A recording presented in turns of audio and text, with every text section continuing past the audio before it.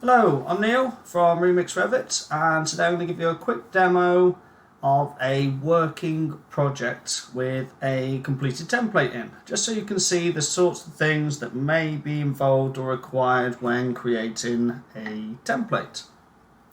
Now, the template that I'm going to show you is very specific to the way that I want to work on my projects. It's not specific to anyone else, it's just for me. And if you were to create your own, then you need to think long and hard about it, because there's going to be very specific requirements that you need as well. So I'm not saying that this template is for everybody. So what I'm going to do is just take you around a few different places on the template and give you some insight into what made the decisions and ultimately what sort of workflows are created as a result of what's in the template. So, click on the project, open up, and the first thing you'll notice is a splash screen. So splash screens are crucial to every project and should appear the first time that the project's open and every time after that. It normally has on it some project specific information, and this information, once populated from either the project information or here on the sheet itself, can be then fed through onto all of your sheets as well. So it's pretty important that this part gets filled out. The reason why it can spread out onto all of the other sheets is because it is a sheet itself, and it uses these automatic text boxes we call labels, and once they're filled out they can go to lots of different places inside of the Revit project. So the first thing to really take a look at is the central hub of any template or any project, and that's the project browser. So from the top then, the way that I've worked this out is I've split my views into model space and paper space. Model space is the views that are set up inside of here that just allow me to concentrate on making the model. These views that are created inside of here would never end up on a sheet. So if I expand existing, new construction, you can see that these are set up to phases, because I work on existing buildings, just basically house refurbs, extensions and things like that. And this is what's suited more to me. But if I did have a new construction project, then I just basically wouldn't open up the existing part. I would just work inside of these views here. Then we've got the paper space, and what you'll see is that these are very similar to the model space views, and these are the views that would end up on a sheet. I'll explain a little bit more about these in a little while. The question marks that are down here, this is for when a new view is created. You create a new elevation or a new plan, something like that, they're going to fall into this area here. From there then you could place them into whichever section of the views that they were supposed to go into. Next to that, legends. I've only got one legend in this project at the moment, so that's all that I really need. I am the client for this job, so there's not some big requirements for it. But then the schedules, there's some schedules that are preloaded into this template. These are just the default ones that I use on every single project. I have got separate projects for legends and for schedules as well, schedules in particular. I've got a whole project that has nothing else in it apart from schedules. So if I do need any additional schedules, I can then load them into the project that I'm working on. And the reason why this is done is, first of all, I don't want the template to be too big. I don't want to start off with things that I don't need. Like, I'm not going to do any sort of Kobe data or things like that inside of this project, so there's no point in having a load of Kobe schedules. So I've only got loaded in exactly what it is that I need. Same with the legends as well. On from that, let me just collapse these down, give us a bit of space. On from that, we've got some sheets. So in here, we've got a load of sheets, pre-named, pre-numbered, all ready to go. So here's all the plans. Then we've got elevations for the existing, elevations for proposed. We've got sections, and details, interiors, schedules as well. And another question mark area for when you create a new schedule and it needs placing into another place. Now I've created lots of templates for lots of different customers, and one of them I think has followed something very similar to this. That was their requirements, but not a lot of people do. And again, it's not because it's a right or a wrong, it's just because of their requirements were different. There's different naming conventions and numbering conventions you need to follow, there's different standards to work to. So it depends on the client what it is that we actually create for them. But like I said, for me, my little projects, this works well for me. In some of the families, loads of different families that are inside of here. And you can see that all of these as well, what we would typically do for our clients as well, is create all of the different annotation symbols, all of the tags, any symbols as well. All of these get created to suit client-specific needs, what data they want to show, what text styles they work with. There's a whole host of things that they need. So all of these get recreated, and it takes a long time to do. But again, it's one of the key requirements of a template. The other families that are knocking around, just open up a view, is that up in the build panel here. What we also do is have some different concept walls. There's a few more in here than what normally would be, just because this project is ongoing. But typically I would have sort of maybe 5, 7 different types of concept walls. There's no data behind them, just a material, a name and a thickness. It's because I don't really know what I'm modelling from project to project, or what I'm going to need at the start of a project. So there's no point in loading in sort of 20 or 30 different wall types when I'm not sure what I'm actually going to need. So we start off with the concept ones, very low on the file size requirements, and then once the spec starts getting developed, we can then start bringing in the walls from the walls project. And again, it is another project which has specifically got walls in it. There's nothing else but walls. So I can open up a project and have a look around what type of walls I want in a 3D view. From there we've got doors preloaded in, windows preloaded in, various different components. There's quite a few components in this, not a lot of these are sort of preloaded in. This was again because this project's ongoing, but normally load in some sort of kitchens, some bathrooms, odd bits of furniture. These have got lots of lights and different things in there now because of the stage that this project is at. But yeah, I wouldn't tend to go too mad on here again because I don't really know what's going to be in from project to project or what's going to be needed project to project. Do the same thing with roofs, do the same thing with ceilings and with floors as well. There's quite a few that come through. And again, that's all part of what we would normally create from a package as well. So whatever your typical requirements should be, we would normally create. If you're doing this yourself, I advise you to do it as well. Have a separate project for roofs, have a separate project for walls, for ceilings, and for floors as well. If you've done it before, don't do it again. There's no need to do this repetitive workflow. From there, we can now take a look at a very big area of Revit that doesn't tend to get utilised very well, and that is view templates. Think of a view template as it's a collection of view-specific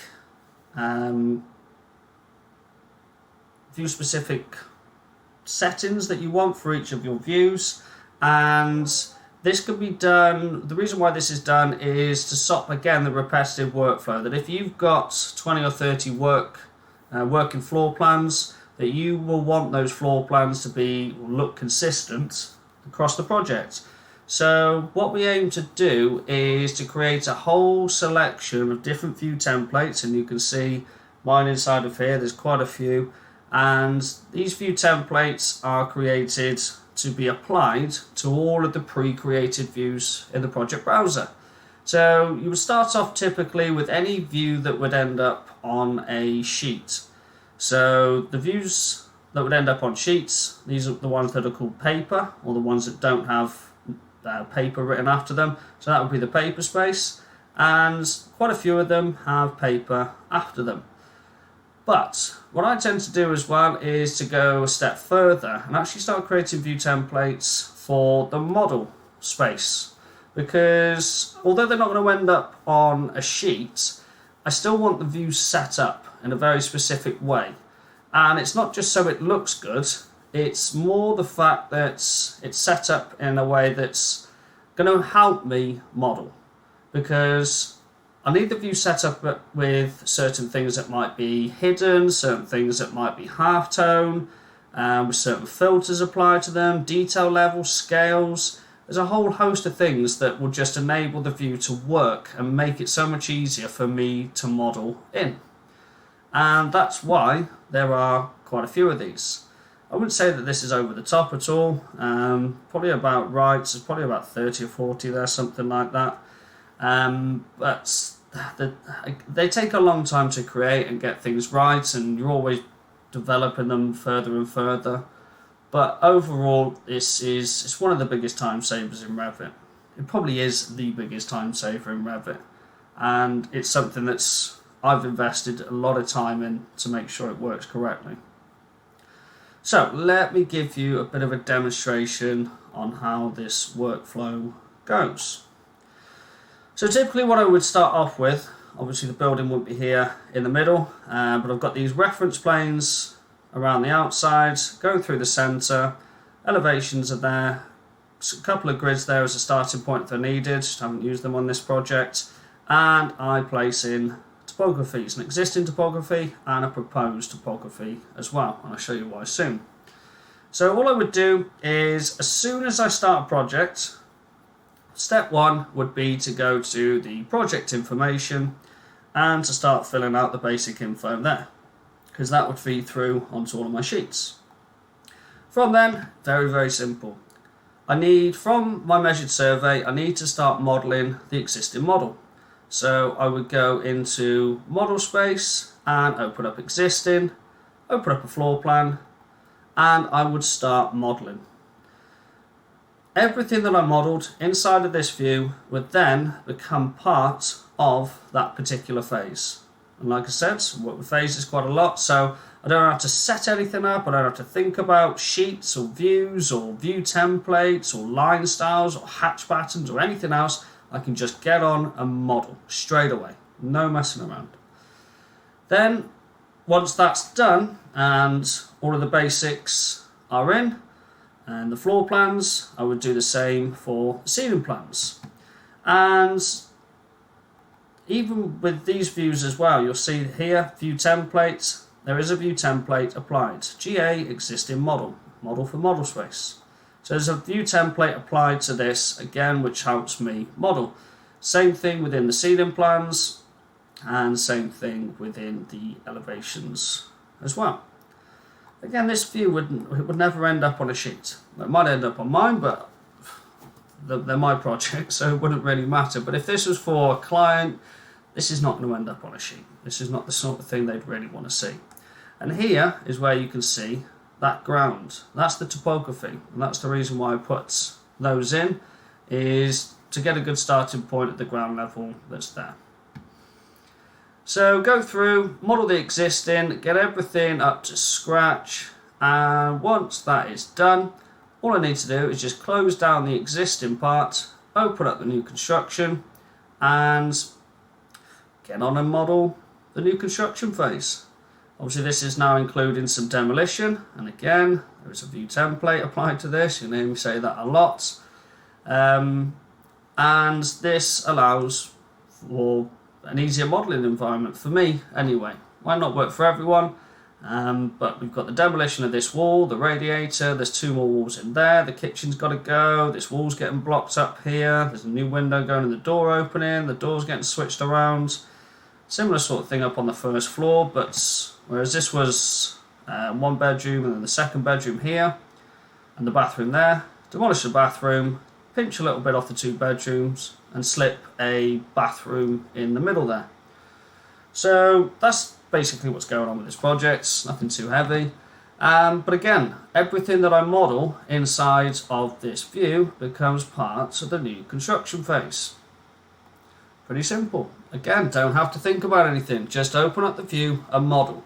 And that's what a lot of Revit is about. Firstly, you've got to ask yourself what is it you want to do, and then normally what you've got to ask yourself is what view do you need to be in to do it. And that's the way that I wanted to work with this template. So hence why this is all set up so simply to do that. So once this is done, the existing and the proposed, then if there's any annotations that are needed, that's when we move into the paper space. And again, you'll see these here just duplicated views of this here. Same and the same. The difference is these have a different view template applied. See the difference in the view style? Different view template. So again, with the new construction that's here, if I go just to the normal floor plan, see with the annotations as well, the annotations need to be placed in the sheet views simply because annotations are view specific. So that's the way that those need to work. Even with the annotations as well, these are all tags.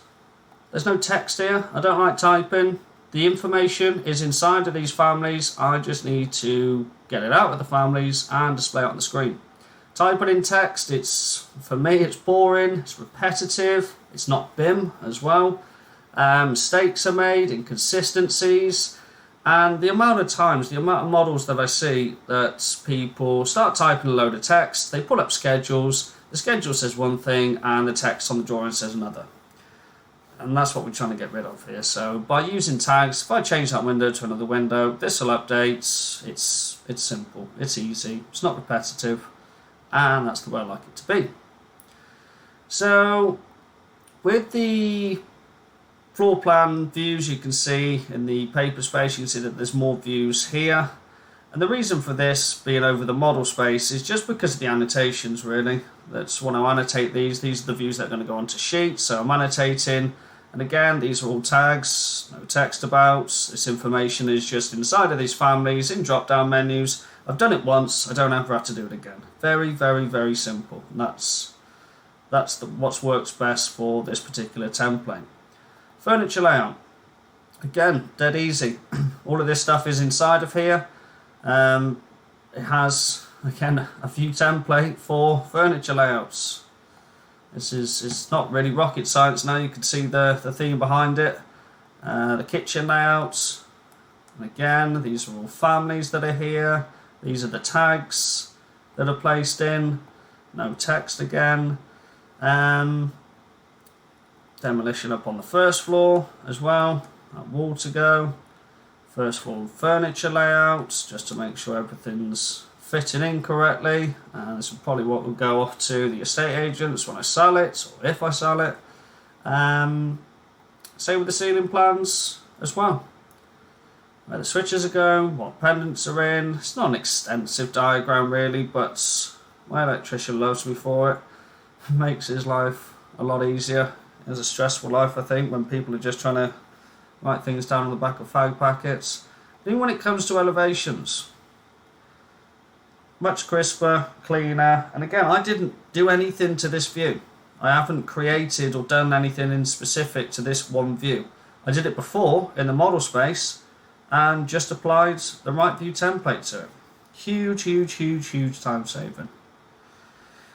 And then really from that, the last area to look at is what's left then on the sheets, because the sheets down here have all of the views on them. You can see that the existing plans are there, you can see the elevations, we've got those in there, and all of these as well. This is another thing that I like to do, is actually place the views onto the sheets beforehand as well. So as soon as the views are starting to get modelled, then the views are already on the sheet, so it's nice and simple. I might have to move them around or change the scale, something like that, but there's nothing too extensive to do here. It's a few steps that I've thought about before starting a project that I might want in place. So that's just what I've put in, just to save me those few extra clicks. It might sound a little bit lazy, but trust me, when you're working with big projects like a hospital or something where you've got sort of 1,000 views in it, this is the sort of thing you want to be trying to think ahead with, because your workflow is changed quite a lot, and it can save you a lot of time. So that's a quick introduction into a working template, and there is a lot of other things that are involved within this template, but it's not really for now. There's all sort of phases of setup and phase filters and line styles and line weights and object styles, materials. There's a whole host of other things that take a while to get set up, but that's for another day. So hopefully you found this interesting, and if you've got any questions about this, then please let me know. You can send me an email to growth@remixrevit.com. Thanks for listening, and we'll speak to you soon.